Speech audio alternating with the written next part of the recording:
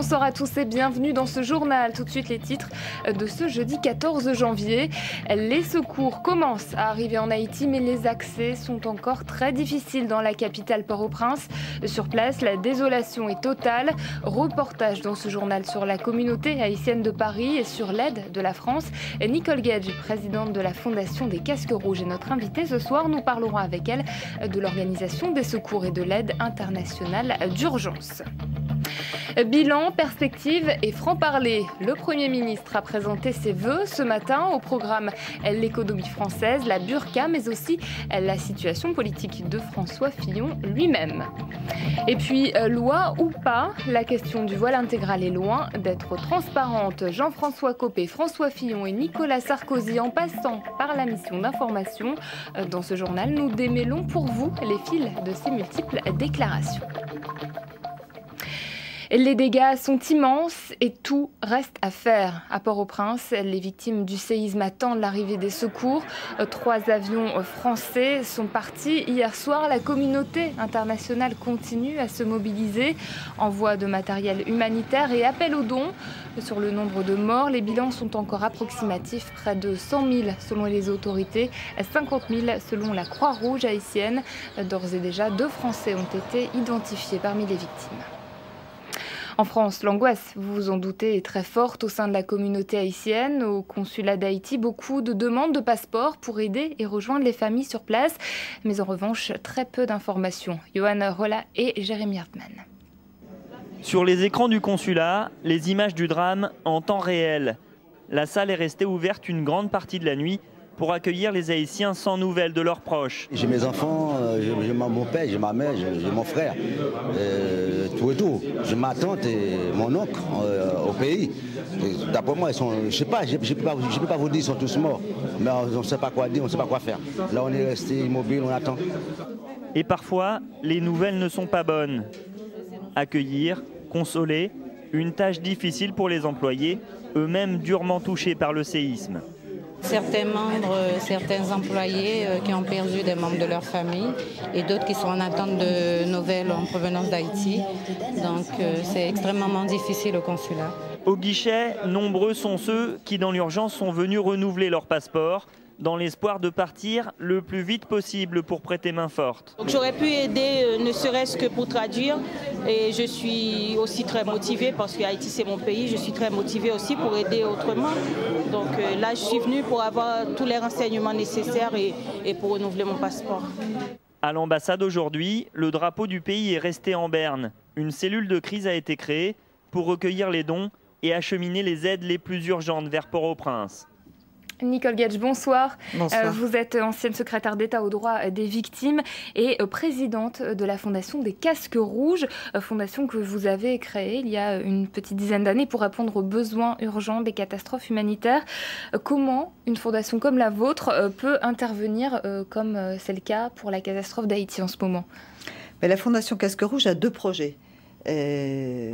D'abord une vision de l'organisation de l'action humanitaire avec une proposition de création de casques rouges à l'ONU, des frères humanitaires des casques bleus. L'idée n'est pas de lever une armée d'acteurs humanitaires, puisqu'il existe de très nombreux acteurs parmi les ONG, parmi les équipes gouvernementales, mais plutôt un état-major renforcé qui soit capable, par anticipation, de penser l'action humanitaire et sa coordination. Ça aurait été bien utile aujourd'hui, on le voit bien. Parce que vous êtes parti d'un constat, quand vous avez fondé cette fondation, l'action humanitaire manque de coordination dans les tout premiers temps, les plus urgents. Exactement. On dispose de beaucoup de moyens humains, matériels sur toute la planète, mais à côté de ça, on ne sait pas coordonner ces moyens, on ne sait pas les mutualiser. Donc il y a une forme de gaspillage, en tout cas de perte en efficacité. Et tout ceci se solde par une perte en vie humaine, parce que ce qui est important et ce qui est en train de se gérer là et de se jouer là dans les heures où nous nous parlons, ce sont des vies humaines qu'il faut encore sauver et on peut encore le faire. Alors justement, ça, c'est de la coordination. Qu'est-ce que font les Casques Rouges en ce moment pour Haïti? Alors pour Haïti, les Casques Rouges, la Fondation des Casques Rouges a conçu un certain nombre d'outils technologiques capables de faciliter l'action humanitaire. Il en est un qui est parti hier, c'est un container satellitaire parce qu'on sait que pour coordonner l'action, il faut des communications. On sait aussi qu'après une catastrophe, pratiquement par définition, il n'y a plus de communication, soit du fait de l'accident, soit du fait de la saturation. Alors on le voit en image, ce fameux kit satellitaire qui a été mis au point. En quoi il est utile justement sur place ? Alors il faut que je vous dise comment je l'ai conçu. C'est une grande boîte, comme vous le voyez, dans laquelle nous transportons une antenne satellite. Celle-ci, déployée sur une zone de catastrophe, permet de rétablir un réseau de communication à l'usage des équipes de secours. En ce moment, en Haïti, les communications sont coupées. Il n'y a qu'Internet qui fonctionne, pas de téléphone. Voilà. Alors grâce à ce container, à la fois on va pouvoir communiquer, mais encore utiliser Internet, échanger des emails et même travailler en visioconférence. Nous transportons également dans ce kit humanitaire d'urgence des outils de télémédecine, des outils d'analyse de l'eau et des logiciels qui nous permettent d'utiliser les technologies d'observation de la Terre, parce que c'est très important l'observation de la Terre, pour localiser les victimes, pour mesurer les risques d'épidémie. Bref, des tas de fonctionnalités comme ça. Alors, ce kit satellitaire est en route, il va bientôt arriver à Haïti. Vous avez un objectif avec cette fondation des casques rouges, c'est de l'étendre à l'égide de l'ONU. D'en faire des casques bleus, rouges, quoi.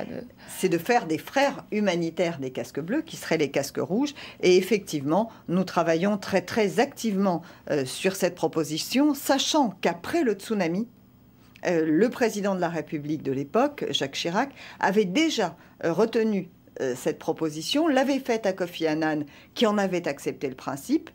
Et aujourd'hui, il nous faut travailler et encore travailler pour que, j'espère le plus rapidement possible, Nicolas Sarkozy puisse porter ce projet devant une prochaine Assemblée générale des Nations Unies. Alors vous parliez de Nicolas Sarkozy. Justement, à Paris, le président de la République a donné rendez-vous cet après-midi au Premier ministre et à plusieurs membres du gouvernement pour faire le point sur la situation.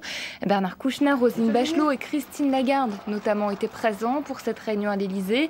Ensemble, ils ont décidé l'envoi de nouveaux secours pour les populations locales et les ressortissants français. Dans un deuxième temps, l'objectif est aussi d'aider à la reconstruction d'Haïti. On écoute Nicolas Sarkozy. Haïti n'a pas vocation à être un pays martyr.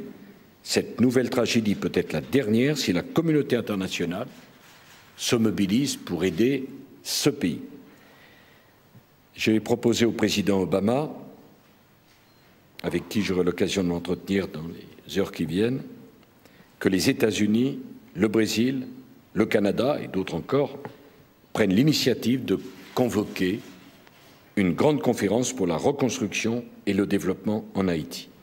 Le président de la République qui a également déclaré qu'il se rendrait en Haïti dans les prochaines semaines à l'occasion d'un déplacement en Guyane et en Martinique. Nicole Viette, c'est important pour l'État de rester disponible, de montrer qu'il est prêt à intervenir de plus en plus. C'est évident, le président de la République fait, et vraiment, je le salue, une offre concrète. Parce que l'action humanitaire, le droit des victimes, les droits de l'homme, ce ne sont pas que des déclarations. Il faut agir et il faut agir ensemble. La mutualisation, la coordination, ça se fait sur le terrain par les acteurs humanitaires. Mais ça se fait au plus haut niveau, avec des chefs de gouvernement. Et c'est comme ça que nous créerons d'ailleurs les casques rouges à terme. Quel peut être le poids de la France sur ce continent qui n'est pas le sien ? Très important. D'abord parce que la France est très liée à Haïti et de fait, le président disait que Haïti n'a pas vocation à être un pays martyr. Pour autant, effectivement, Haïti et le peuple haïtien sont martyrisés depuis bien longtemps, que ce soit du fait des épisodes politiques que l'on a connus, que du fait de ces catastrophes successives et à répétition qui détruisent systématiquement ce pauvre pays. Donc effectivement, la France a toute sa voix, tout son poids à utiliser sur ce terrain sur lequel effectivement nous sommes attendus. Parce que les Haïtiens aiment les Français, attendent d'eux énormément. Le président de la République a fait une offre généreuse et je crois que nous allons tous travailler pour effectivement préparer cette grande conférence sur la reconstruction. Mais encore une fois, aujourd'hui, ce qui est important, c'est de sauver des vies. Et j'ai vu là Roselyne Bachelot qui participait à cette réunion.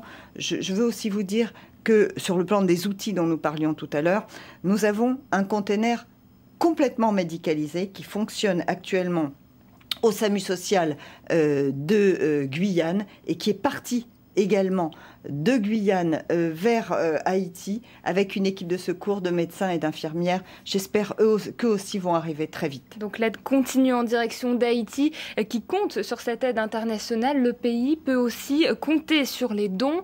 Depuis la catastrophe, les appels à la générosité se multiplient et notamment sur Internet. Mais attention, certains sites ne sont pas aussi honnêtes qu'ils en ont l'air. Internet qui est désormais un vecteur fondamental de la communication, y compris en situation de catastrophe humanitaire. Kamal Abdourahim. Je me repose, je n'ai dormi qu'1 heure depuis lundi matin. Demain sera un meilleur jour. Internet, c'est d'abord le vecteur des tout premiers témoignages d'Haïti. C'est presque devenu une habitude. Les sites de réseaux sociaux comme Facebook ou Twitter relaient quasi immédiatement l'information. Les internautes ont pu suivre en temps réel l'horreur du tremblement de terre. Les murs s'effondraient, les bâtiments aussi. Les gens étaient blessés et pleuraient. La toile est aussi un lieu de solidarité. Les ONG se sont mises au diapason et proposent toutes un système de dons en ligne. Mais l'argent du net n'attire pas que les bonnes volontés. Aujourd'hui, une recherche dons plus Haïti peut mener vers de fausses associations créées uniquement pour l'appât du gain. Notre démarche, c'est que les internautes viennent sur notre site et font le don en ligne sur notre site. Nous n'allons pas les rechercher, nous ne les sollicitons pas par mail avec juste un lien vers notre page de donation. Toutes nos informations sur les missions, sur nos projets sont disponibles sur notre site et donc le don en ligne est le meilleur moyen pour solliciter les personnes qui viennent visiter notre site internet. Internet, enfin, lieu d'espoir. Un site de la Croix-Rouge permet de publier le nom de ses proches disparus et ainsi les retrouver plus vite s'ils sont localisés. Alors parmi les sites qui recueillent vos dons, celui de la Fondation de France Solidarité Haïti, don.fondationdefrance.org et le site de la Croix-Rouge, Séisme Haïti, don.croix-rouge.fr. Petite réaction, Nicole Gage, sur tous ces sites. Les Français sont très sollicités. Comment est-ce qu'on fait pour s'y retrouver ?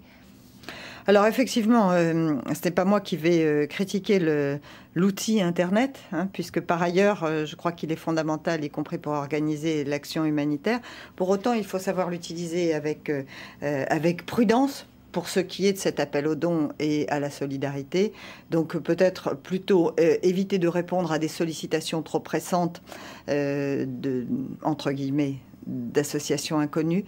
Peut-être dans un premier temps, effectivement, se diriger vers les plus grandes et puis à terme, et c'est aussi un de mes projets, penser à une forme de redistribution de l'aide internationale dans ce type de situation catastrophique, parce que voilà, il faut fonctionner avec beaucoup d'éthique, avec beaucoup de méthodes, et en même temps peut-être penser à un partage et à une mutualisation des dons. Recueillir de façon mutuelle tous les dons, c'est encore la meilleure façon d'éviter les dérives ? Je crois que ce serait une bonne idée. Elle a un petit peu été lancée ces derniers temps par un homme qui a été très contesté. Je parle de M. Berger. Mais pour autant, dans des situations comme celle-là, voyez-vous, c'est quand même terrible de devoir se dire qu'il faut manquer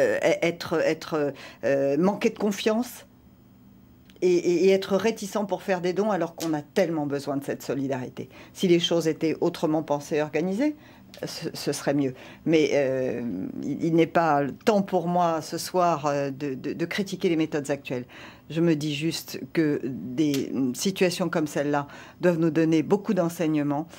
Il faut tirer les leçons de ces expérimentations et peut-être penser plus large, plus généreux, plus mondialisé pour l'action humanitaire et la solidarité internationale. Et peut-être éventuellement se rendre sur votre site internet, donc www.casque-rouge.org. Merci Nicole Gage d'avoir été notre invitée ce soir.